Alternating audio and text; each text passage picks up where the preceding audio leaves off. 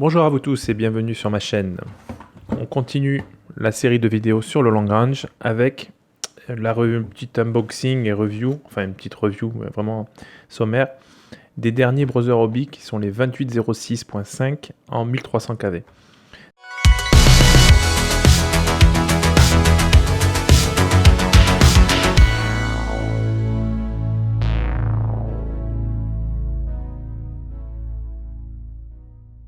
Donc ces moteurs sont des gros moteurs. Qui dit gros quad dit grosse hélice dit gros moteur. Je sais qu'il y a beaucoup de setup qui tournent en 7 pouces avec des 22.07 voire des 23.06, mais moi j'ai jamais réussi à les tuner correctement. Il y avait toujours ces petits effets de bubble, donc des petits sursauts qui sont expliqués par les spécialistes. Moi je suis pas spécialiste, mais qui sont expliqués par le fait que le moteur n'a pas assez de couple pour faire tourner l'hélice assez vite dans les changements de vitesse. Voilà, donc du coup c'est pour ça qu'il n'a pas, voilà, ces moteurs sont trop petits.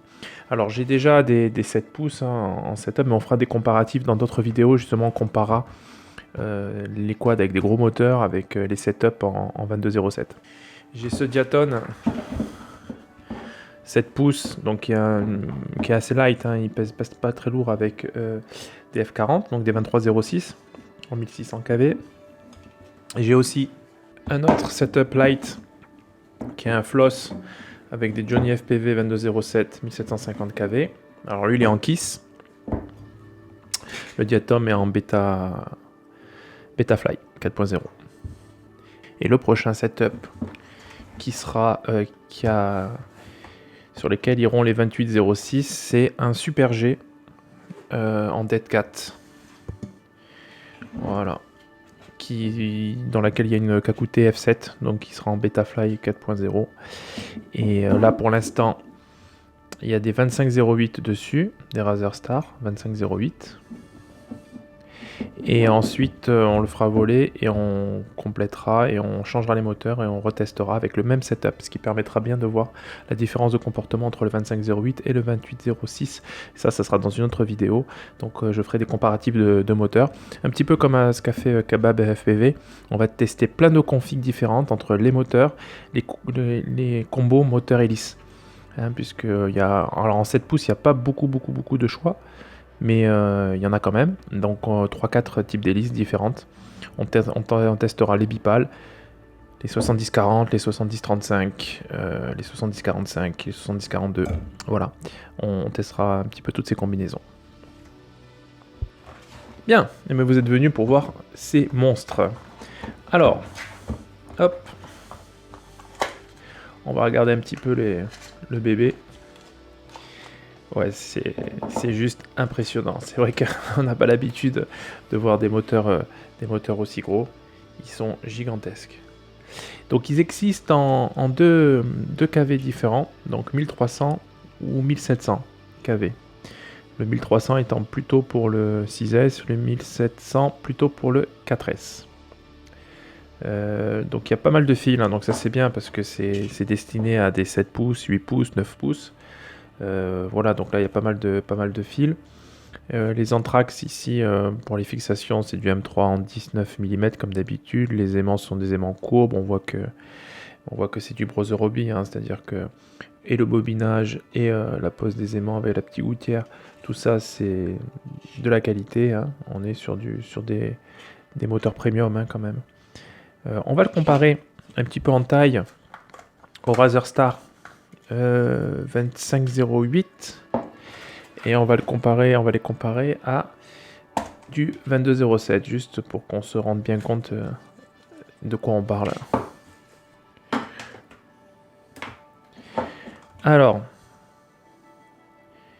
le 2508 par rapport au 2806, il y a quand même une sacrée différence de marge, de taille, de diamètre, et là du coup le couple sera d'autant plus. Alors il paraît que les spécialistes, les gens autorisés disent qu'effectivement le couple d'un moteur dépend de son volume, c'est-à-dire son diamètre et sa hauteur. Donc là, effectivement, le diamètre est plus petit, la hauteur plus grande, donc il faudrait voir au niveau des volumes.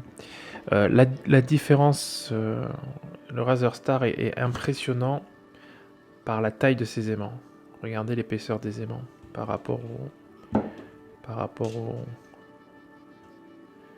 au 2806. Les aimants sont beaucoup plus épais. Et ce qui paraît que ça lui confère des qualités de couple impressionnantes. Donc, mais ça, on va le tester sur notre Super G. 2508, 2806 et... Ah, carrément, vous avez l'impression que c'est un jouet, quoi. 2207. Regardez la différence de taille, c'est monstrueux. Alors, voyons voir, c'est 2806.5, combien pèse-t-il? On va mettre... Je vais vous le peser avec tous les câbles, tout en sachant que, bon, ils pèseront un peu moins. On est à 48 grammes, hein. 48 grammes, donc on a pratiquement 200 grammes de moteur sur le setup. Hein. C'est pas, on va pas faire du setup léger là, hein. Ça c'est évident. 48 grammes. Hop. La finition est pas mal. Hein. Bien. Il n'y a plus qu'à tester. Donc ce qu'on va faire, c'est qu'on va faire voler le Super G en 2508 et après on lui mettra les 2806 et on testera tout ça. Ah, juste pour à titre de comparaison, le 2508 pèse même plus lourd, 49 grammes que le 2806. Donc ça c'est, on va dire qu'ils sont équivalents pratiquement en termes de poids, parce que là à ces niveaux-là on n'est plus à 2 grammes près. Voilà, ça c'était juste le petit unboxing. Si vous n'êtes pas encore abonné à ma chaîne, n'hésitez pas à le faire, ça fait toujours plaisir. Un petit pouce bleu aussi, ça fait plaisir. Cliquez sur la petite cloche, comme ça vous êtes prévenus quand je poste des vidéos. Et donc là, on va continuer cette série de vidéos sur le long range avec la prochaine notamment vidéo où je ferai les comparatifs entre 2508, 2806, donc les gros moteurs sur le setup, sur le même setup. Comme ça, les comparaisons pourraient être interprétées de façon efficace puisque on sera exactement sur le même setup ESC et compagnie. Voilà, je vous dis à très bientôt sur ma chaîne.